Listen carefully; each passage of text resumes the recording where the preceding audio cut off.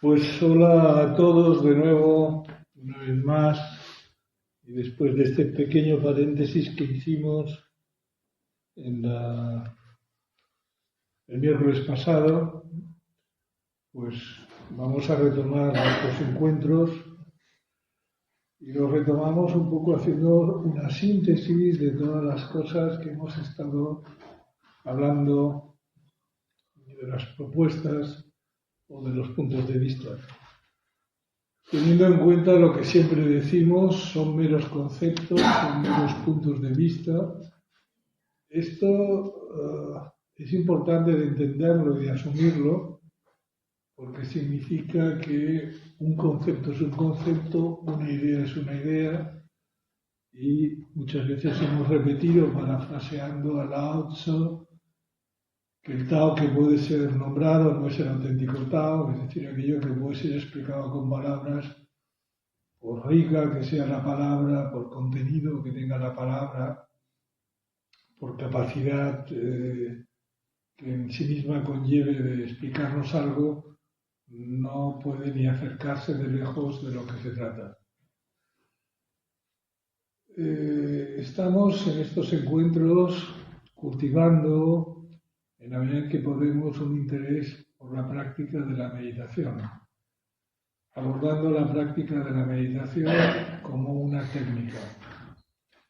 Esto significa que para aprender a relajarnos o hacer relajación no tenemos que entrar en ninguna creencia específica, no tenemos que seguir ningún dogma determinado. Todos entendemos que que relajarse es aprender simplemente a relajarse, a dejarse ir, y que podemos abordar entonces la relajación desde los métodos de entrenamiento autógeno de Schultz o de Jacobson, o el mundo de la sofrología. Podemos sofisticarla dentro del mundo tántrico como el Nidra Yoga, etcétera, etcétera, ¿no? Pero que no es necesario, simplemente podemos aprender la técnica en sí misma. En el caso de la meditación, tal como la estamos presentando, pues es exactamente así. Es una técnica que es milenaria, se ha utilizado de muchas formas y sobre todo busca pues darnos la vivencia de, de una experiencia con nosotros mismos que normalmente, usualmente no tenemos. Esto significa básicamente que nos vivimos a nivel de lo puramente mental, estamos convencidos que nosotros somos todo el contenido de nuestra mente, que nosotros somos los pensamientos, que nosotros somos las ideas. Y desde esa creencia es como nos vivimos y cómo vemos el mundo. Hay una frase en el mundo psicoanalítico de Jacques Lacan que es, se percibe aquello que se proyecta, es decir, veo aquello que de alguna forma yo estoy proyectando.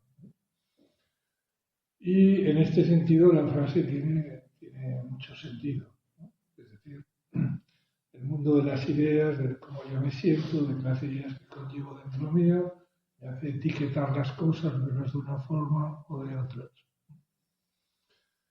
Como nosotros no estamos dentro de una orden monástica, esto no es un movimiento sectario que se pretende que haya una ideología específica y concreta, estamos en la libertad de entender que yo tenga pensamientos, que no controle mi mente, que mi visión de lo que llamo la realidad quede sesgado por mi contenido mental.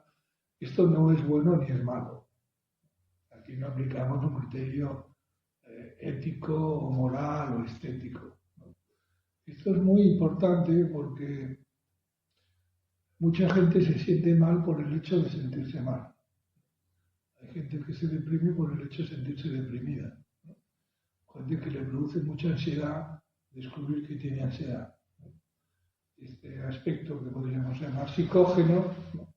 Es simplemente un rizar el rizo, pero implica algo que aquí hemos hablado, que es que no hay una aceptación de que las cosas son como son, yo soy como soy, y aquí de vacaciones no hay nadie, a todo el mundo nos ha pasado, nos pasan y nos pasarán muchas cosas, Y la única certeza que podemos tener es que todo es incierto.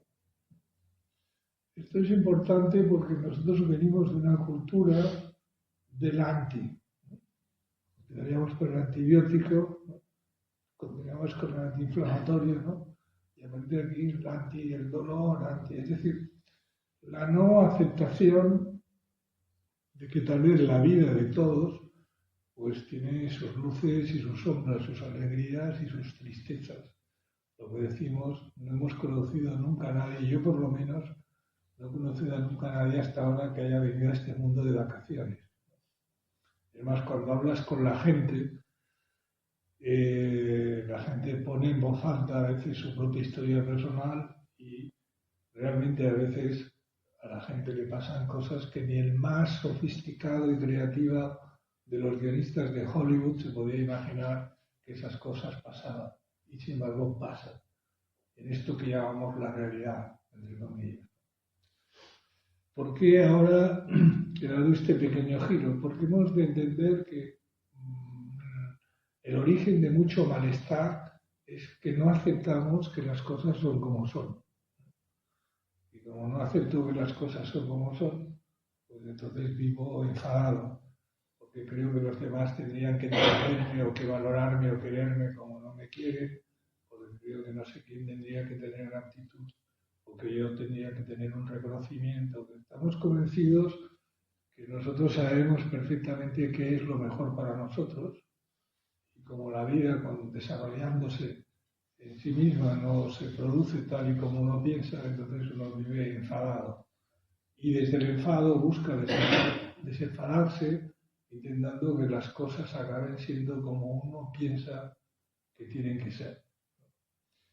Aquí, si lo observamos con un poco de atención, vemos que esta inquietud, este desasosiego, se produce porque no hay una aceptación de que las cosas son como son. Dos, porque partimos de la base de que nosotros somos muy sabios, que sabemos mucho y que sabemos perfectamente lo que realmente nos interesa y nos necesita y necesitamos y lo que nos tiene que pasar.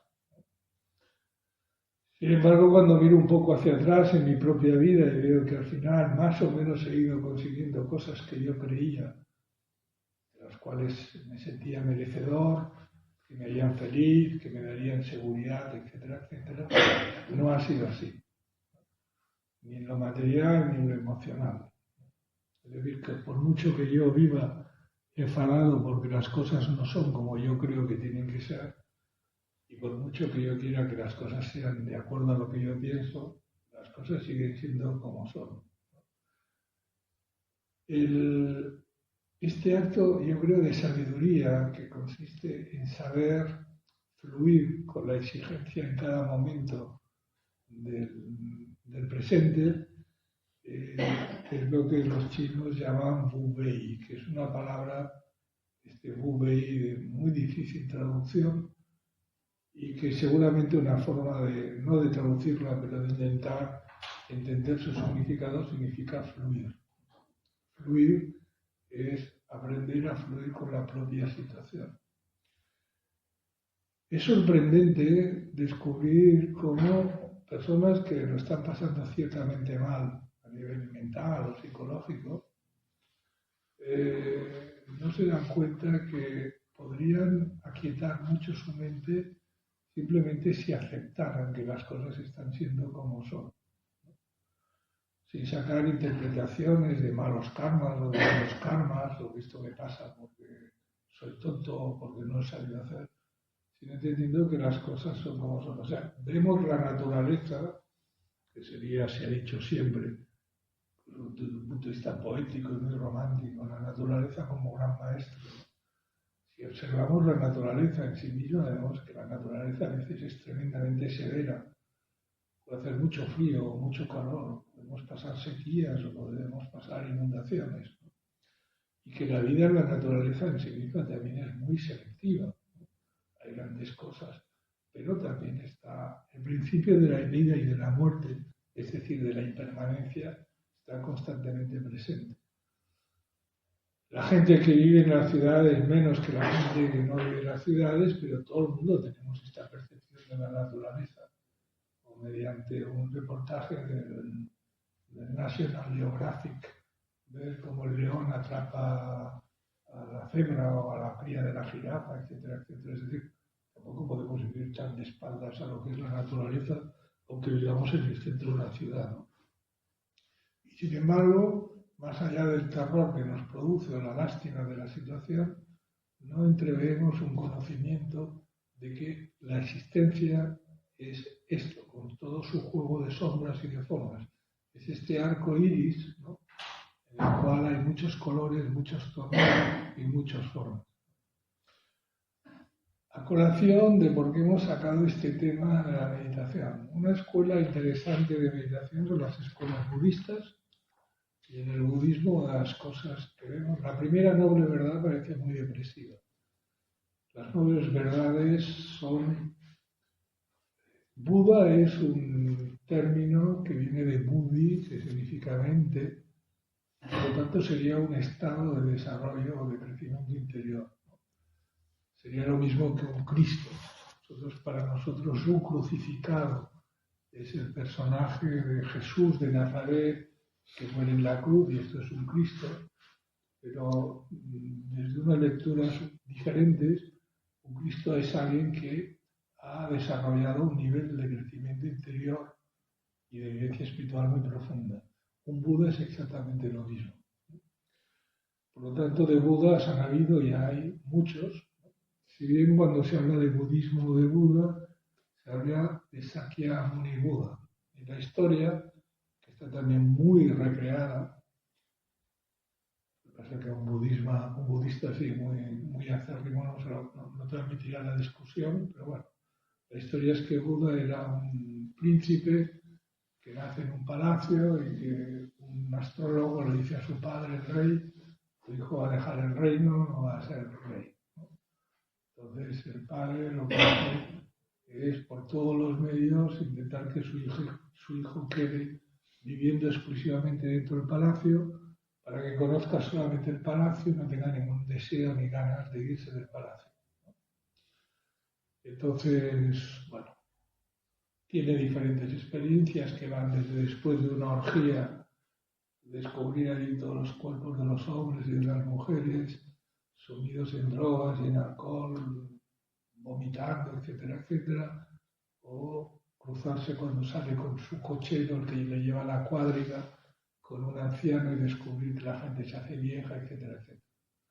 Este hijo de las tribus de los Sakyas, este Sakyamuni Buda, es el que decide dejarlo todo, da sus ropas de príncipes a un mendigo, se pone de mendigo y se va a algo muy tradicional en el mundo de la India, que es a hacer austeridades y prácticas yógicas y meditativas a las selvas.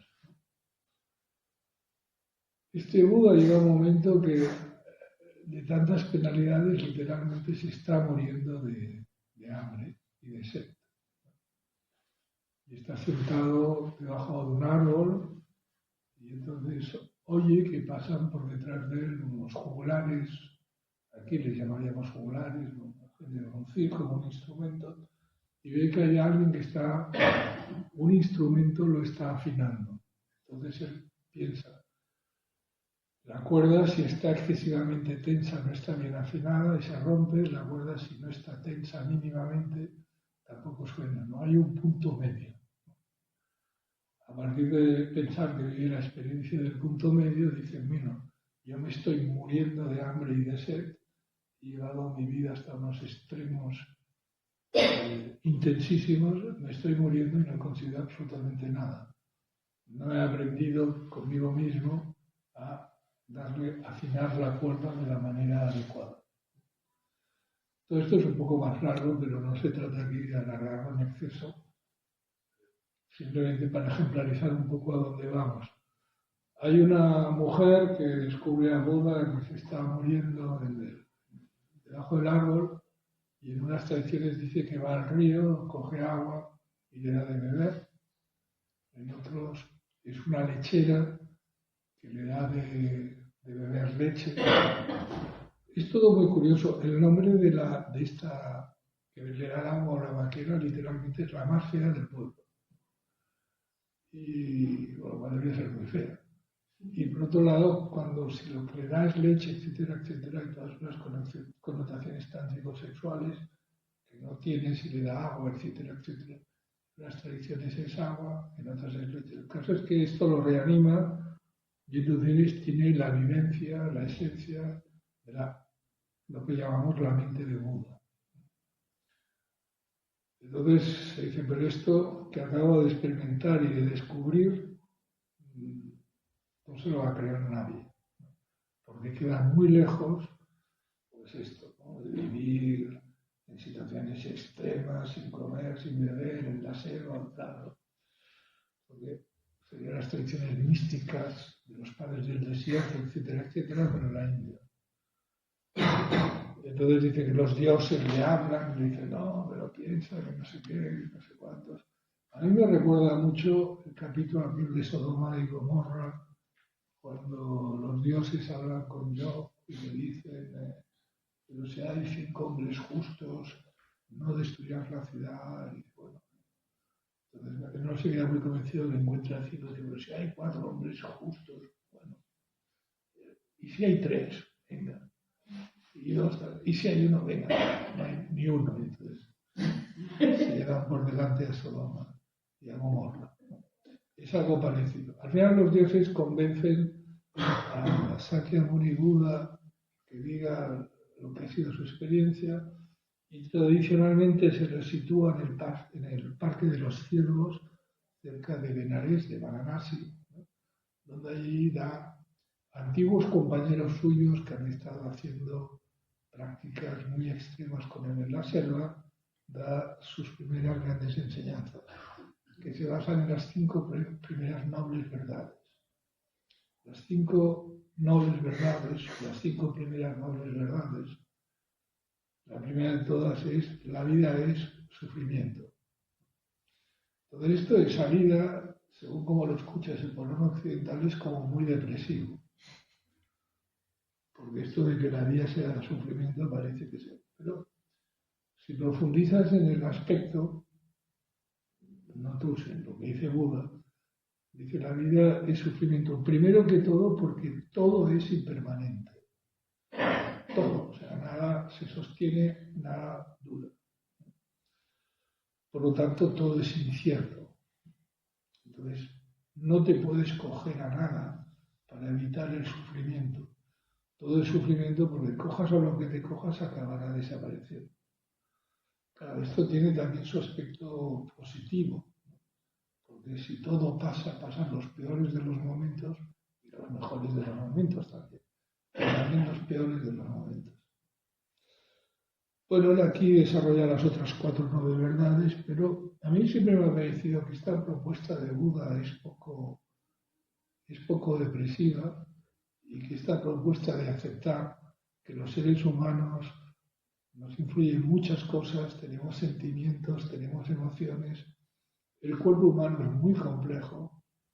Una vez leía que un avión de última generación, de estos que utilizamos para cruzar el Atlántico o el Pacífico, tal igual, se admite que tenga hasta 360 fallos. O sea, antes de empezar el vuelo, se chequea todo el avión y se permite que tenga 360 fallos. Obviamente no son fallos de motores y sofisticados, pero significa que es tan complejo el avión que incluso nuevo, de salida, se admite que tiene que tener como mínimo con 360 fallos ya puede ponerse en marcha. Porque siempre habrá una lucecita, un asiento, un lavabo, no sé qué, no sé cuánto. Si esto pasa con avión es mucho más complejo en un ser humano. Por lo tanto, que tengamos, tanto en lo físico como en lo psicológico, muchos aspectos, pues,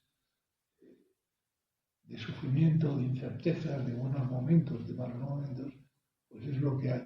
Mirando hacia atrás en la historia, volvemos a insistir, no conocemos a nadie que haya venido aquí de vacaciones y que no se haya ni constipado una vez en su vida. A todo el mundo nos pasan, nos han pasado y nos pasarán muchísimas cosas. Aceptar esto no es una rendición, no es perder un espíritu de lucha. Aceptar que las cosas son así es un acto de sabiduría. ¿Que a dónde nos lleva? Nos lleva al punto de no vivir enfadados porque las cosas no sean como yo quiero que sean, porque los demás no me traten como yo quiero que me traten. O sea, esa aceptación, si me permites, la expresión es muy psicoterapéutica, porque no es una rendición vana, no es una aceptación absurda. Aquí nadie dice que dejes de luchar por cambiar las cosas en función de tus ideales. No significa que tienes que aceptar que pese a todo las cosas siguen siendo como son, al margen de que. Y esto es portador de mucha tranquilidad o de tranquilidad. Si decimos que meditar es encontrar una experiencia dentro de uno mismo que va más allá de vivirme a mí en función de lo que me han dicho que soy, de cómo son las cosas, si es la posibilidad de vivirme más allá de lo que me ha moldeado la vida o los demás, vivir sin moldes, vivir sin forma. Entiendo que la aceptación de lo que es un paso magnífico para este proceso de perder este moldeado. Hemos hablado aquí alguna vez de las diferentes formas del yo idea, del yo idealizado, etcétera, etcétera. Pero simplemente recordando, porque hemos dicho que hoy haríamos una pequeña síntesis introductoria de cosas que hemos hablado hasta ahora. Cuando decimos moldeado es que de salida te han dicho que has nacido. Recuerda que tu mente tiene el poder de crear muchas cosas. A lo mejor tu mente está creando este momento. Si eres capaz de reconocer que por las noches tu mente es capaz de crear todo un mundo onírico y por las noches creas todo un mundo donde vives con demás personas, te ves a ti misma o a ti mismo, paisajes, cabría la posibilidad de que tu mente esté creando este momento. Parece ser que cada vez más, cuando nos aproximamos a la comprensión de todo esto desde la física cuántica, pues desde las últimas intuiciones de la inteligencia artificial, que por cierto no es intuitiva, porque es artificial, pero que todo esto es más posible de lo que parece. A mí me parece que es lo que intenta explicar en las diferentes películas, pero sobre todo la primera Matrix, ¿no? Que es esta construcción, ¿no? Quiero decir que yo lo primero que pongo en duda es el hecho mismo de haber nacido. A mí me han dicho que he nacido. Como me han dicho que soy este cuerpo, como me han dicho que soy este sexo, como me han dicho que soy de esta ciudad, de este país, me han dicho, a mí me lo han dicho todo. Lo que es bueno, lo que es malo, lo correcto, lo incorrecto, me lo han dicho. Y además me han creado un modelo en que en la medida en que yo he sido capaz de amoldarme, de perder mi forma para adaptarla del molde, lo de la adaptación o la adecuación, la medida en que he ido adaptándome a la situación, amoldándome a la situación, se ha pretendido insinuarme, o a veces se me ha hecho claramente, que me va como me va por la habilidad que he tenido, por la capacidad, por el esfuerzo personal o por la capacidad intelectual de hacer las cosas como se tenían que hacer.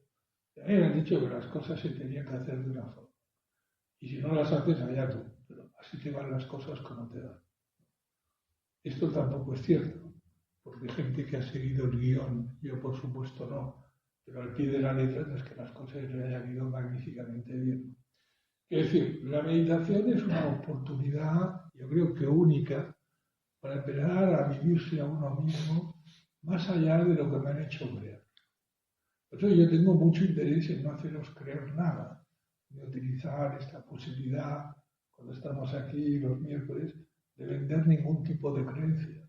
Por eso empezamos diciendo que todas las cosas son meros conceptos y meras ideas, ¿no? Aquí no se trata de que te creas nada, porque cualquier cosa nueva que creas, por bella, por sofisticada, por poética, por intuitivamente para ti portadora de un conocimiento, sigue siendo una creencia, sigue siendo un concepto. Y es importante darnos cuenta que nosotros tenemos conceptos, que nosotros tenemos ideas, pero que yo no soy ni un concepto ni una idea. Yo tengo ideas y conceptos. Y la mayoría de ideas y conceptos que tengo las he heredado, me las ha dado mi cultura, me han moldeado con ellas. Me dijeron desde un primer momento lo que era correcto y lo que era incorrecto, lo bueno, lo malo, lo que tenía que hacer y lo que tenía que hacer, desde la mejor de las intenciones. A lo mejor para moverme en un mundo concreto y material, pues esas cosas son útiles.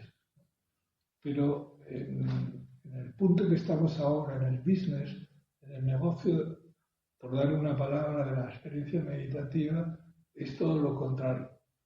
Cuando todo lo que me han dicho que soy, simplemente lo silencio, ¿qué queda? ¿Y qué es lo que queda? Y eso solamente puede ser una vivencia individual y personal. Si yo te digo con cualquier palabra lo que queda, ya le estoy dando nombre y hemos quedado que ponerle un nombre. El Tao que puede ser nombrado no es el auténtico Tao.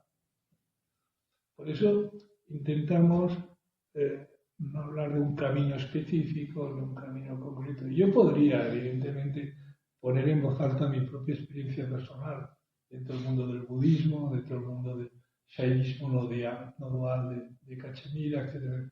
Pero ya sería poner criterios, puntos de vista, formas de decir las cosas. Y de lo que se trata es que te des cuenta que la libertad vive en ti, ya eres esa plenitud. Y que no llegas a ella por medio de adquisición de nuevos conceptos, teorías o aprendizajes, sino porque lo desaprendas todo. Esto me parece que me ha salido en catalán. Desaprender. Imagínate, tienes la posibilidad del olvido de ti misma, del olvido de ti mismo, de la nube del no saber, de la música callada, del silencio. Imagínate qué aventura tan extraordinaria la que se nos presenta dentro de unos momentos en la práctica, que es simplemente experienciar qué soy yo cuando dejo de pensar en lo que yo soy. Es como un olvido total, pero consciente. Estoy presente y estoy consciente. Sin nada a donde cogerme. Esto es un salto vacío total y absoluto. Aquí no hay ni cánones, ni libros sagrados que te propongan, ¿no? Esto es un salto total y vacío. Ese emptiness inglés, esa vacuidad, ese suñata, ¿no? Preñado de la totalidad. Un vacío preñado de la totalidad. Las palabras parecen un oxímoron, parecen incomprensibles en sí mismas o contradictorias. Y sin embargo, esta es la aventura. Vamos a la práctica y, como siempre decimos, primero agradeceros vuestra presencia. 2, que hagas lo que hagas o dejes de hacer lo que dejes de hacer, lo que eres y lo que es. Por lo tanto, puedes vivir aterrada o aterrado por tu futuro, por tu muerte, por tus enfermedades. Puedes ir lamentándote, pero lo que eres es. Y esa es la auténtica buena noticia. Lo demás son prácticas para intentar encontrar, ya os digo, es intentar domesticar un poco este exceso de actividad mental para empezar a escuchar ese paradójico silencio que nos habita cuando hay quietud. Pues bueno, vamos a empezar, como siempre empezaremos con los 3 toques del cuerpo tibetano, haciendo un pequeño repaso de las 7 posturas, fases de la postura, luego nos vamos a la práctica, como siempre ya en silencio volveremos a acabar, ponemos un poco de música y creo que si no hay ningún problema podremos volvernos a ver el próximo miércoles. Fijaros que a mí me gustaría llamarle a todo esto en catalán se llama germanó, en castellano sería hermandad. El germanó viene de germen, germinar en algo, y a la vez también implica hermandad, ¿no? Germinamos, hacemos crecer la semilla de la hermandad. Si je parle français, ne peut pas. Bueno, seguro. Vamos a ello.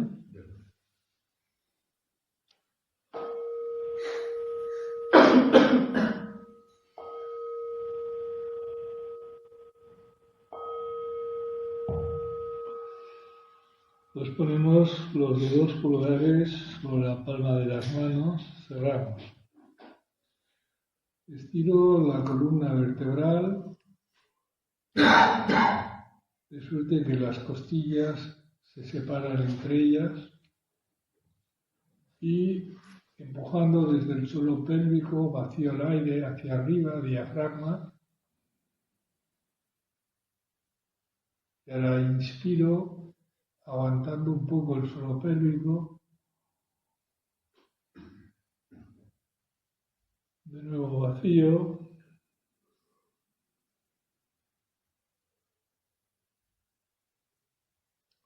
Inspiro. Ahora la próxima vez que vacío estiro los 4 dedos de cada mano y tal vez puedo visualizar que por la punta de los dedos sale un humo gris que vacía mi cuerpo de toxinas físicas y mentales. Vuelvo a inspirar cerrando los dedos.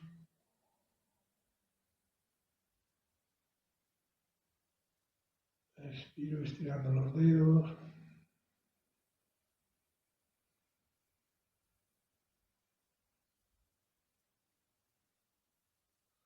Vuelvo a inspirar. Y expiro. Ahora pongo la palma de la mano izquierda hacia arriba, la derecha sobre la izquierda, los dedos pulgares que están en línea. La idea es encontrar esta horizontalidad de las manos en referente al suelo. Es un plano, es el mismo plano del diafragma, el de las manos, las palmas de las manos, el suelo pélvico. El siguiente paso era un ligero movimiento hacia adelante de los hombros, abrir un poco los codos, generando espacio entre los codos y las costillas. Optar por una posición de la mirada, que lo ideal es siempre mantener la misma opción, ojos abiertos hacia el horizonte y al infinito, intentando abrir al máximo el campo visual por el extremo externo, o dirigir la mirada hacia la punta de la nariz, o dirigir la mirada hacia el centro del entrecejo, o simplemente cerrar los ojos. Una costumbre útil para la práctica de la meditación es generar saliva, porque la saliva se genera cuando estoy en sistema nervioso parasimpático, que es el sistema nervioso de cuando estoy relajado. Esta saliva tradicionalmente se traga, si la he fabricado suficiente, 3 veces, sintiendo que desciende hasta el punto de debajo del ombligo y alimenta energéticamente este punto debajo del ombligo. También me ayuda a que mi respiración ahora se realice en este espacio, es decir, unos 2 o 3 dedos por debajo del ombligo, unos 3 o 4 dedos hacia atrás, hacia el interior. En muchas tradiciones también se coloca la lengua. La lengua puedo colocarla en las encías dentales internas superiores, es decir, los dientes de arriba, apoyar sobre los dientes en las encías la lengua. Esta posición de la lengua a veces puedo hacer como que es como absorbida hacia el centro del paladar. Esto significa que la energía asciende por este chakra. También puedo poner la punta de la lengua directamente sobre la cúspide del paladar. Yo te aconsejo, si tienes poca práctica en este quechari, en este ejercicio de la lengua, que la pongas en la parte superior de la encía de los dientes y que intentes relajar ahora al máximo la garganta. La garganta la relajo sintiendo que mentalmente estoy aquí en el interior de la garganta y que se va abriendo, se va ensanchando, se va dilatando, se va relajando. Si hacemos ahora un pequeño repaso, la columna vertebral está recta, suficientemente recta, casi como si fuera un arco que va a disparar una flecha. El siguiente paso consiste en la postura de las manos, de los hombros y de los ojos. El siguiente paso, retraigo un poco la barbilla hacia el interior y sitúo la lengua. Suelto mi respiración.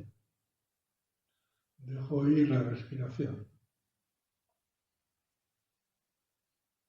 Y me abro a la presencia del momento. Recuerda, era un olvido del todo, un aprendido, un desaprender de todo, incluso un olvido de lo mismo.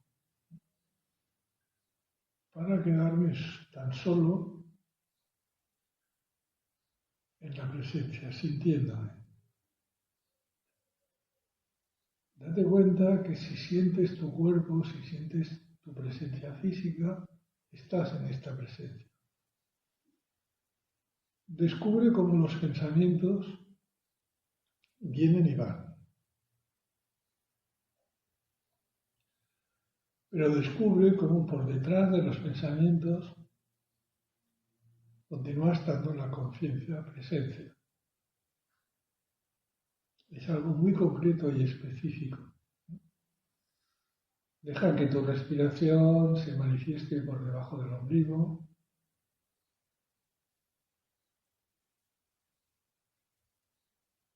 Sé consciente que los pensamientos acontecen en un plano, en un nivel, por decirlo de alguna manera simbólica, en la frente, pero que tú puedes estar por detrás, tú eres la conciencia, que está entre los omóplatos, en la columna vertebral o simplemente aquí.